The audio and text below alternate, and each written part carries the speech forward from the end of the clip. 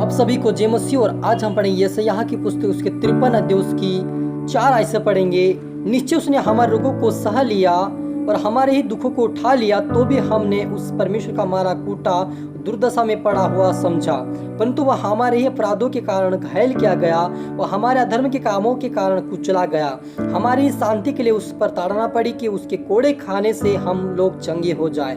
हम तो सब के सब भेड़ों के समान भटके हुए थे, हम में से हर एक ने अपना अपना मार्ग लिया और यहोवा ने हम सबों के अधर्म का बोझ उसी पर लाद दिया। हालेलुया। हम प्रार्थना करें। धन्यवाद प्रभु यीशु पिता परमेश्वर खुदा मेरे यीशु राजा, आज की वचन आपके कलाम से पिता हमारी से बात कर प्रभु जी, सारा वचनों के द्वारा हमारी से बात कर। सचमुच मेरे परमेश्वर पिता अपने इकलौते पुत्र को भेजा पिता, ताकि हमारे जो बोझ था, हमारे जो पापों का बोझ था, वो पिता परमेश्वर बीमारी का बोझ था, समस्याओं का बोझ था, सारे पिता अपने पुत्र के ऊपर लाद दिया। मेरे पिता आपका धन्यवाद देते हैं। और जितने देखने वाले सुनने वाले के ऊपर से आज प्रभु सारे बोझ का बंधन टूटने पाए, हर व्यक्ति आजाद होने पाए पिता लोगों के द्वारा, क्योंकि आपने हमारे लिए कोड़े खाया प्रभु, ताकि हम चंगे हो जाए पिता। आज हर व्यक्ति पिता देखने वाले सुनने वाले इस वचन के द्वारा उनकी जो चंगा और बरकत और आशा है पिता, हर एक जो बदलाव आए आपके राज्य के बाद भी ऐसा होने दे मेरे पिता। पवित्र आत्मा मेरे मुख से बोले सहायता सब पिता आपने देते हुए प्रार्थना दुआ यीशु के मीठे मधुर नाम से मांगते हैं, आमीन। तो मेरे अजीजों, ये सब भविष्यवक्ता के द्वारा परमेश्वर ने पहले से ही प्रभु यीशु मसीह के बारे में भविष्यवाणी किया था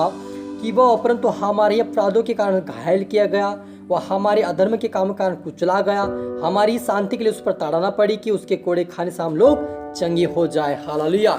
तो मेरे अजीजों, प्रभु यीशु मसीह का भविष्यवाणी परमेश्वर ने यशायाह भविष्यवक्ता और पहले से ही कहा गया था, और उसी भविष्यवाणी को यीशु मसीह ने खुद भी कहा कि मैं तीसरे दिन जी उठूंगा और मुझे दुख उठाना जरूरी होगा। हालेलुया। अपने चेलों से कहा कि मुझे दुख उठाना जरूरी है।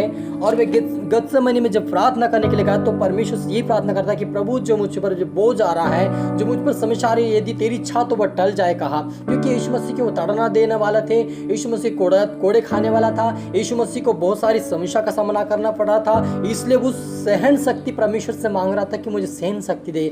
आज हो सके आपके जीवन में कोई सतावट आ रही, कोई समस्या आ रही, कोई बीमारी आ रही है, तो प्रभु से आप शक्ति मांगे, प्रार्थना करे, पवित्र आत्मा मांगे ताकि आपकी मदद करे। क्योंकि प्रभु यीशु मसीह ने भी जब परमेश्वर से प्रार्थना की तो उसका जीवन बदल गया था, रूपांतर हो गया था और वो आत्मा से भरा हुआ था।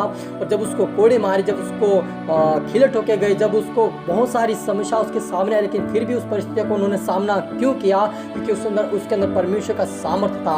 यदि आपके अंदर परमेश्वर की आत्मा और उसका सामर्थ्य है तो आप कभी भी डगमगाएंगे नहीं, कभी भी आप घबराएंगे नहीं। चाहे जो समस्या, चाहे तूफान उठे आपके सामने, लेकिन आप प्रार्थना के साथ बढ़ेंगे आगे और आपकी वो समस्या परमेश्वर समाधान करेगा। क्योंकि परमेश्वर का आत्मा आप में जो है वो आत्मा आपके कामों को सफलता देगा। कि हम पतरस को देखते हैं, जब पतरस बंदी घर में डाला गया तो कलीसिया मिलकर उसके लिए प्रार्थना करा, और जब उन्होंने प्रार्थना किया तो परमेश्वर का दूत गया, उसको छुड़ाकर पकड़कर बाहर निकाला जेल से।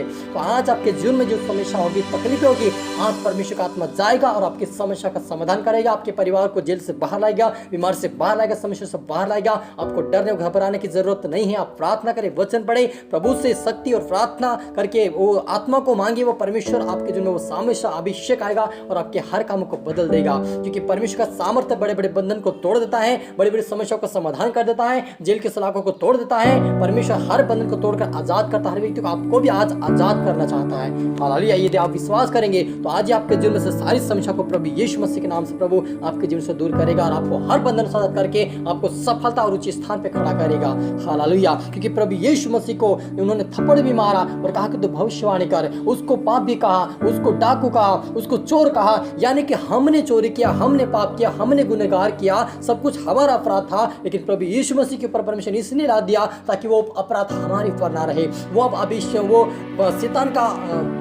शैतान का दबाव हमारे पर ना रहे, पाप का दबाव हमारे पर ना रहे, लेकिन हम आजाद हो जाए। तो आप और मुझे प्रभु यीशु मसीह ने आजाद करने के लिए बुलाया है, चंगाई देने के लिए बुलाया है, बरकत देने के लिए बुलाया है, हर एक समस्या का समाधान करने के लिए प्रभु यीशु मसीह ने बुलाया है।